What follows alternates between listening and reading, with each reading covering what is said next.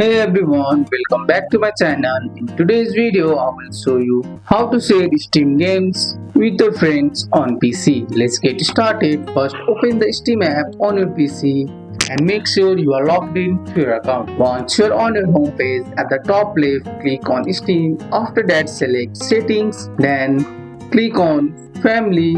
From here, you can create or join a Steam family that helps to share your games to your friends and family. Next, make sure your friend or family members log into their Steam account on the same PC at least once. After they do that, log back into your own account. Now go back to settings.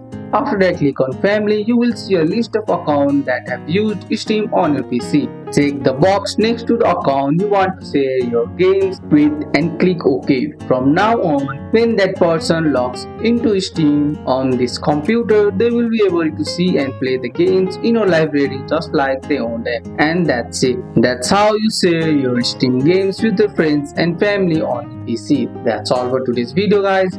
I hope you guys liked this video. If you found this video helpful, drop a like, subscribe for more videos. Thanks for watching. See you in the next one.